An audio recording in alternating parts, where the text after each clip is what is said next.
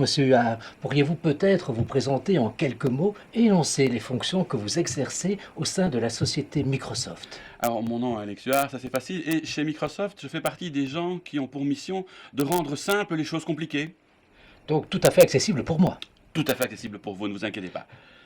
Votre intervention tout à l'heure, à l'invitation de Termsoft et Unifac et de la LA, de la Haute École Louvain-en-Hainaut, évoquera le cloud. Mais de quel nuage s'agit-il à proprement parler? Ah, le cloud, c'est un mot un peu particulier. Il est né d'un dessin. Vous savez, chaque fois qu'on devait parler d'Internet, les informaticiens avaient l'habitude de dessiner un petit nuage. Et avec le temps, le mot Internet a été remplacé par le mot cloud. Donc aujourd'hui, quand vous parlez du cloud, vous ne parlez ni plus ni moins que d'Internet. Donc vous utilisez Internet tous les jours aujourd'hui. Tout à fait. Et ça ne vous fait pas peur. Non, je ne pense pas. Donc, et vous avez confiance en ce truc-là. Oui, jusqu'à présent, vraiment. Jusqu'à présent, vous avez confiance. Eh bien, le cloud, c'est Internet. Alors maintenant, j'entends parler de Microsoft Office 365. Qu'est-ce que c'est que ça?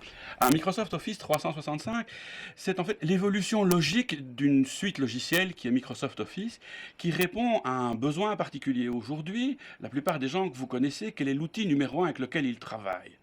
Vraisemblablement, un téléphone portable, une tablette, un PC, peut-être un Mac. Enfin bref, ils n'ont pas un outil pour travailler, ils en ont plusieurs et ils utilisent indifféremment le smartphone, la tablette, le PC, le Mac à la maison, peu importe, ils vont utiliser tout en même temps. Si on était resté dans les années 2000, on aurait dû payer un Microsoft Office par appareil. Et je suis certain que vous avez connu cette époque joyeuse, tout comme moi.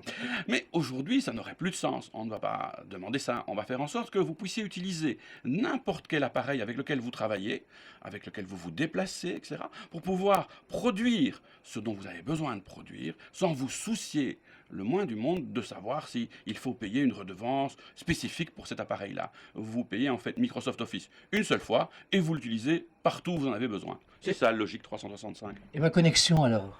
Alors, votre connexion, eh bien, quand vous êtes connecté à Internet, vous avez accès à Internet. Donc, vous allez pouvoir utiliser Internet pour travailler.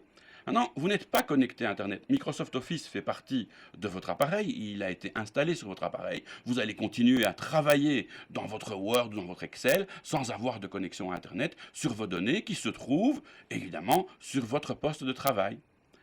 Vous semblez dire qu'il n'y a pas de limite alors? Il n'y a absolument aucune limite. Donc, où que vous soyez, quel que soit l'appareil que vous utilisiez, connecté à Internet ou pas connecté à Internet, vous allez toujours pouvoir disposer de la dernière version de vos documents afin de toujours pouvoir travailler. Vous êtes libéré de toutes les contraintes. Quand on dit Office 365, le plus grand bénéfice pour moi et pour la plupart des gens qui l'ont utilisé, c'est de se dire on est libéré de toute forme de contraintes.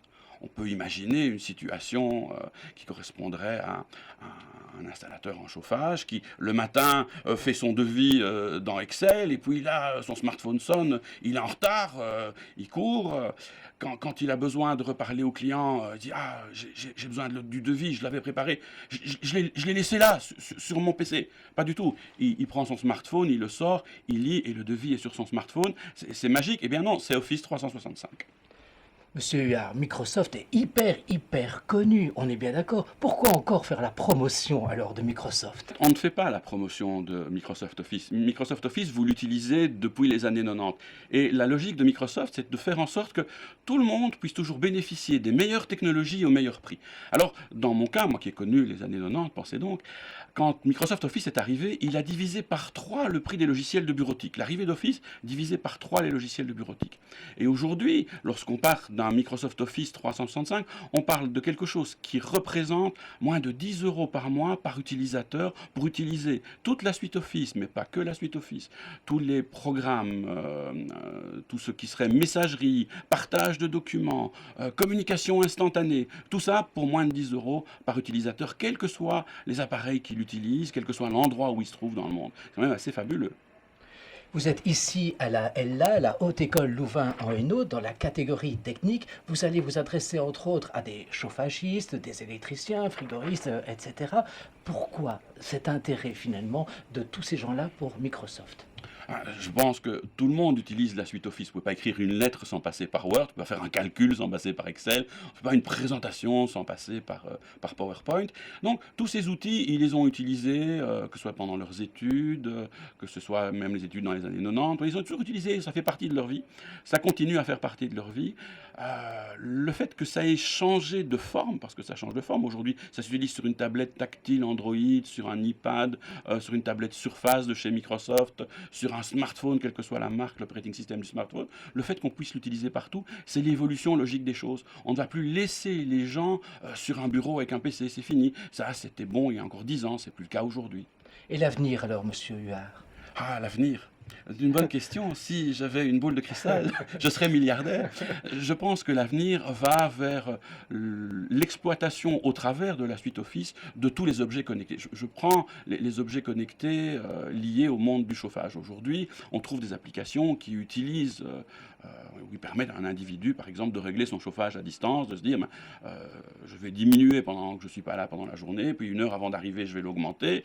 Alors avant, on avait des systèmes rigides, parce que on savait qu'on terminait à 5 heures, qu'on serait là à 5h30. C'est fini ça, on n'a plus de système aussi rigide que ça, on travaille un peu n'importe quand, n'importe comment. Et donc, on préférait un système plus souple, dont on va donner le contrôle à l'utilisateur. Et puis un installateur, lui, il aura comme ça 40, 50, 60, peut-être 500 installations. Il voudra suivre à distance toutes ces installations. Il voudra peut-être du reporting de ces installations pour savoir où ça se passe, pour être proactif par rapport à ses clients. Il voudra peut-être faire un graphique pour avoir des alertes. Quel sera le meilleur outil qu'Excel pour faire ce genre de choses? Un très grand merci, monsieur Huard. Avec Vraiment. plaisir. Voilà. Bonne journée.